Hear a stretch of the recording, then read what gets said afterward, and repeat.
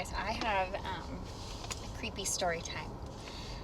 Because I've always had like paranormal experiences or unexpected experiences just throughout my life. Like growing up in like multiple different occasions.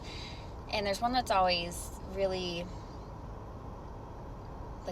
like a core memory like really stuck out to me is when I was in 7th grade.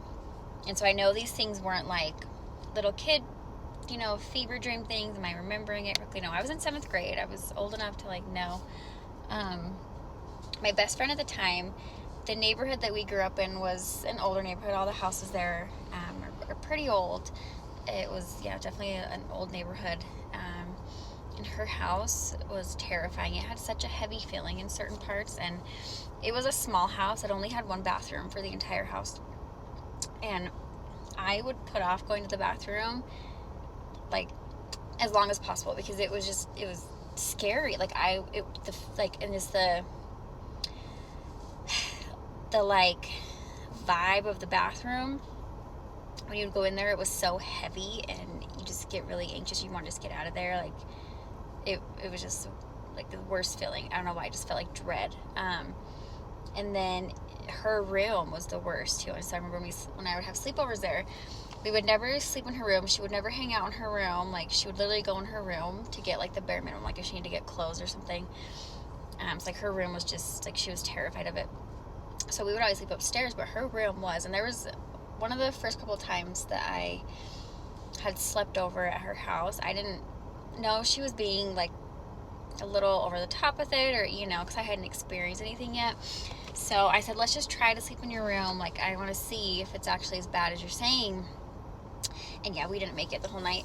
It just, that heavy feeling that you would get in the bathroom, it was like the same time. Like she was like, oh, once it gets like dark and it's like bedtime, it gets really bad. And it was like 10:30 at night. This feeling just like immediately changed in the room. It was the weirdest thing. And then I remember her closet door wouldn't stay shut. It kept opening. So I was like, all right, that's enough. I've seen enough. I want to get out. Just like that feeling was enough for me. And then the door kept opening every time we'd shut the closet door. So then we went upstairs. And then later that night, we were both just sleeping on like the floor. And I remember waking up to hearing like dishes, right? Like so I woke up, and the way the living room was is you could see straight into the kitchen. Like it was like an open big doorway. You could see right into the kitchen from where we were like in the living room.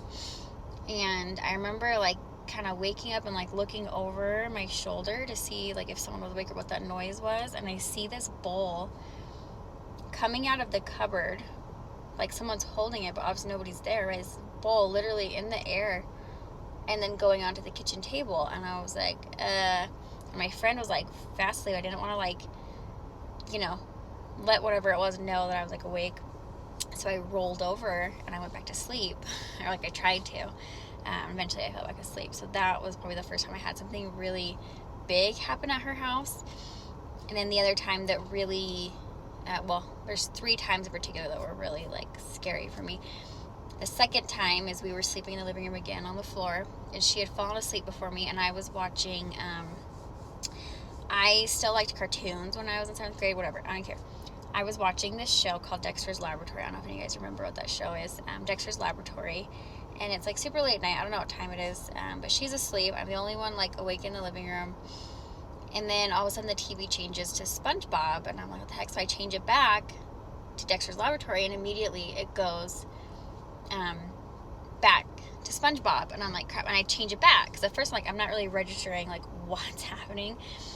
And then after that, like 3rd time I changed it back, it just went to the like blank screen that had all the fuzzy noise and everything, like the white noise screen. And then I realized at that point I was like, and it got scared, and I just like changed it back to SpongeBob and like left the TV alone. And then the last time that really scared me is we were down in her basement living room, and her older brother and his friends were over. So they were like teenagers at the time. And they were talking about this ghost girl and how they think it's a girl, like a little girl and everything. And they were like, yeah, like you can feel her sitting on the couch next to you down here sometimes. Like if you tell her to come sit by you, you'll feel it. Or she'll like sit on your lap. And I'm like, yeah, whatever. So then her brother's like, okay, sit down and I'll show you. And so I sit down on the couch, and he says, okay, if you're in here, can you come sit on her lap? And all of a sudden, I'm not kidding, I feel this heavy, like when someone sits on your lap, I felt that pressure. And I was like, okay, tell her to get off. Like, I don't want to just like stand up and make whatever it was mad, but I was like, ask it to get off. And I went straight upstairs, and like after that time, I really would not go back into her basement. And then she ended up like moving away and we lost contact. But that is probably one of my biggest like paranormal experiences that I had growing up, is that it really, I still can't explain those things to this day. And they were, like I said, I was, in 7th grade, I was old enough to know, like, my memory, I think, is still like good enough at that point to where I know what's real versus not. And yeah, there was no explanation for those things. So it was just, those were, some pretty, at the time, they were pretty scary and overwhelming for me, for sure.